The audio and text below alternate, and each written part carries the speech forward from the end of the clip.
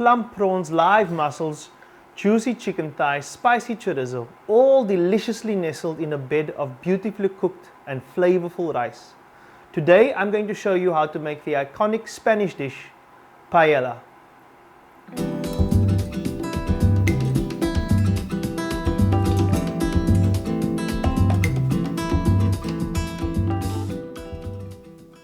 What is not to love about paella?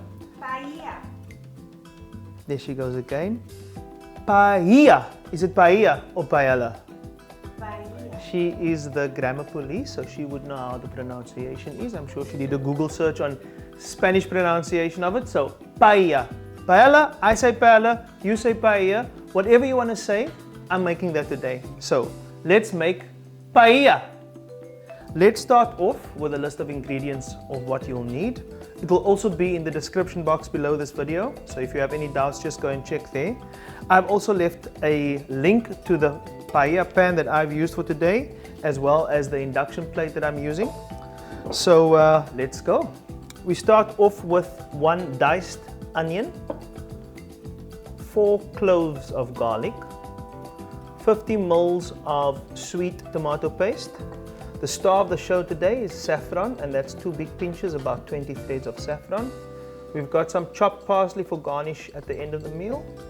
Then we've got about 20 fresh live mussels. We then have 12 medium-sized prawns, and I've also retained the shells for the prawns. We'll put this in the stock just to increase the flavor later.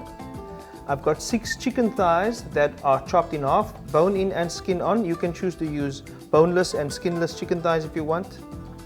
We've got 2 cups of Bomba or Calaspara rice, 1 sliced red pepper.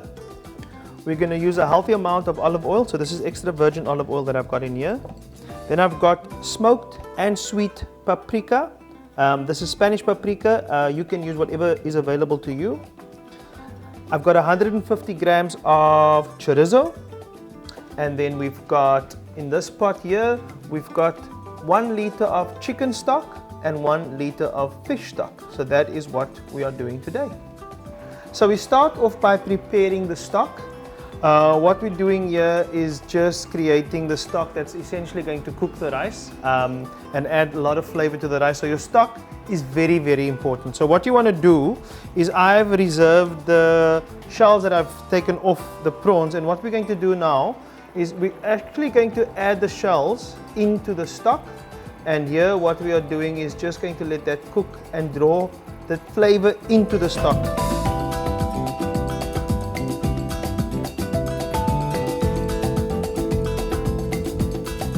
So what we are doing now is just making sure that we get the prawn flavor really infused into the stock. You want a deep seafood flavor for this dish. Although we have chicken in and chorizo in, the seafood really needs to be enhanced, and the way we're going to do that is by putting that prawns in there.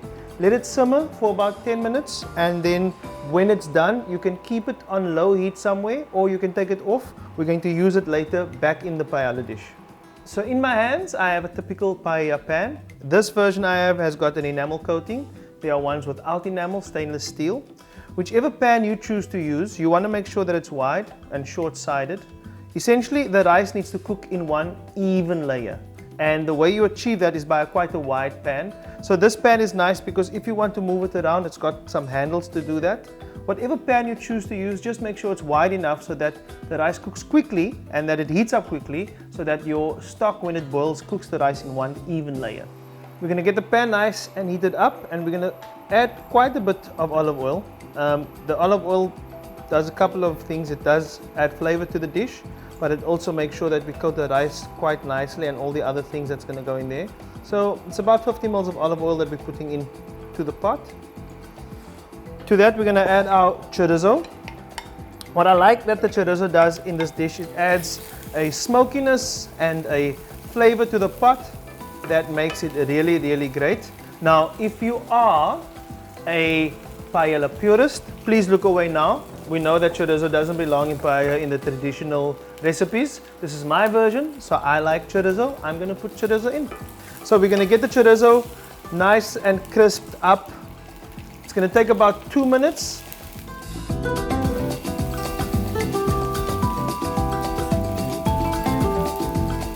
going to add our onions in now. And what we want on the onions is a nice, tender, translucent cook. Not browning it, just getting it nice and tender. And as you can see, what the chorizo does now, it also starts to color this dish. It makes it nice and red. And that fat is rendered off quite beautifully. So now for about another 5 to 6 minutes, you're going to cook your onion.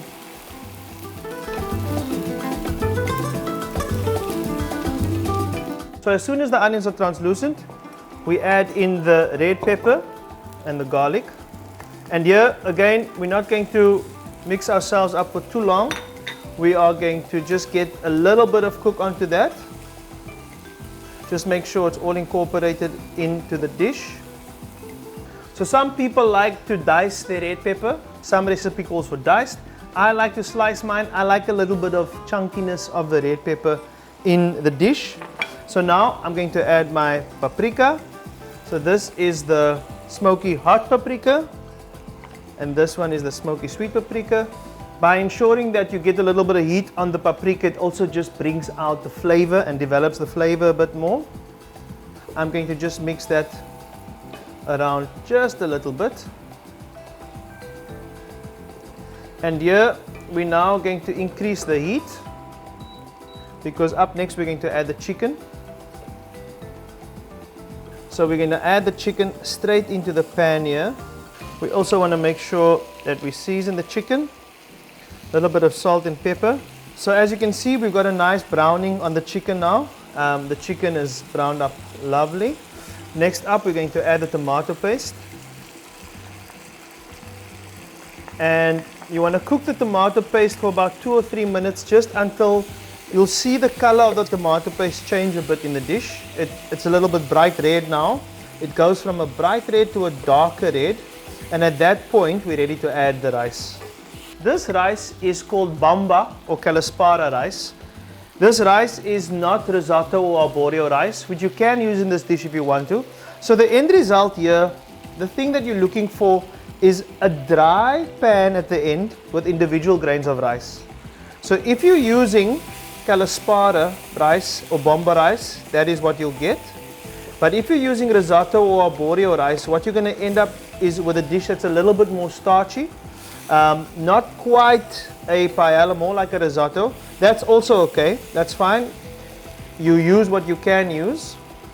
So what you want to do now is make sure that all the rice is coated, and making sure that everything, all that flavor is going to get infused in all the rice. And as you can see already, this dish, the color is vibrant and it's delicious and yummy. So now for the star of the dish. She's sexy, she's expensive, she's not your average spice.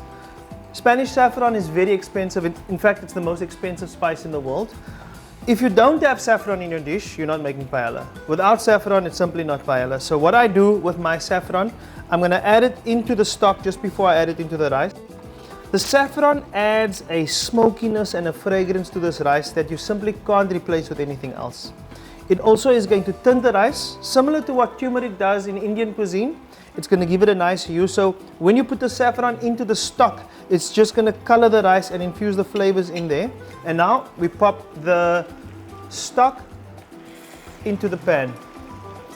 And the ratio that you're using here is a 4:1 ratio. 4 parts stock to 1 part rice. That's going to make sure that your rice cooks evenly and that your dish is perfectly balanced. You're going to bring this up to a boil, and for about 10 minutes you want to cook it on high heat. The reason for that is you want to develop something called sokarat, which is a kind of a singed bottom of the pan. It's crusty, but it just brings a texture into the dish that you cannot get if you just cook it on a medium heat. This dish is not a steam dish. You're cooking it at a high heat, letting all that water and stock evaporate. The next stage, you're going to bring the temperature down to a medium heat for about 5 minutes, and then when it's done, you leave it alone off heat and let it rest for about 15 to 20 minutes. Then you eat it. So now is the hardest part of this dish. Do nothing. Don't scratch it. It's not itching. In Afrikaans, they say, moenie krap waar het nie juk nie. You want to develop the sokarat in this pot, and the way to do that is to do nothing to the pan. When you start scratching and fiddling with it, you're going to mix the rice around so it doesn't get a chance to form that layer at the bottom of the pot. Also, there's no social distancing happening in this pot. We know it's lockdown now, but everything is going to infuse together. You'll see here the colors, the browns, the reds, everything starts to infuse really well into this pot. And this is really a mashup of flavors, textures, proteins, all in one pan. But you do want to get the flavors balanced. So just look at what you're using and do it to your flavor profile. If you like less heat, don't use so much paprika.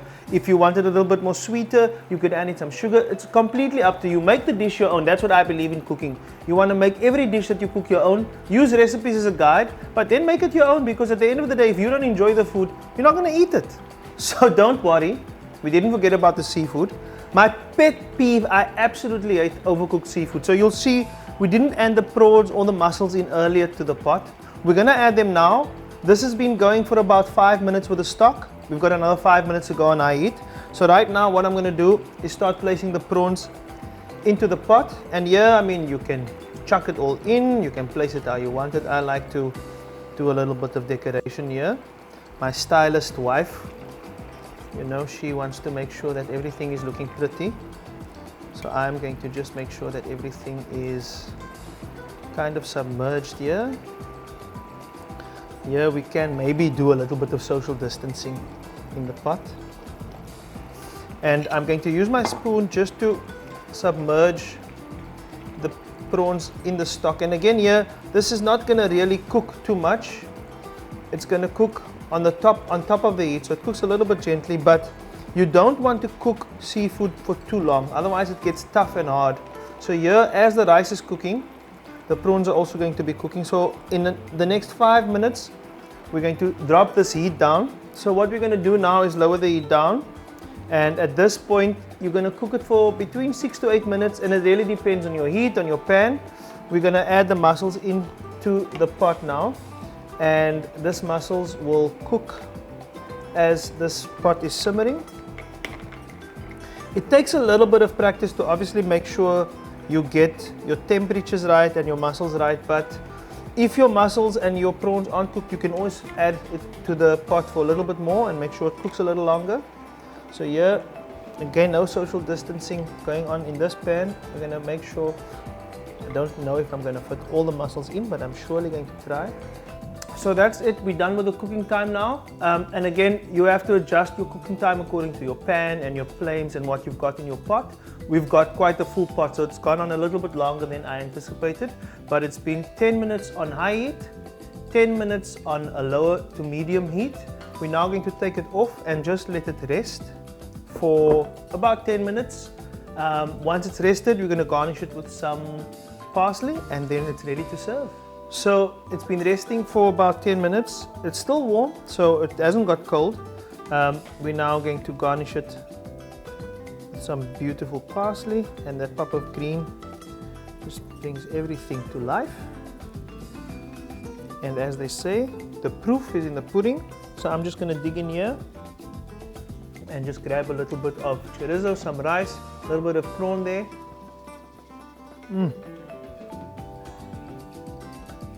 That is excellent, that's beautiful. Tender rice, it still holds its shape, so the Bomba rice still is quite firm. It's not mushy, although you've cooked it for so long. That's the wonderful thing about this rice. All the flavors in there. I'm excited to get into the prawns and the mussels and the chicken. I'm going to do that with my family, get everyone around the table, and we're going to eat now. If you like my video, please like it. If you want to subscribe to my channel and stay tuned for a video, I'm going to be posting one. I'm going to try to do it every week. Please subscribe to the channel, and I hope to see you soon. Thank you for joining me.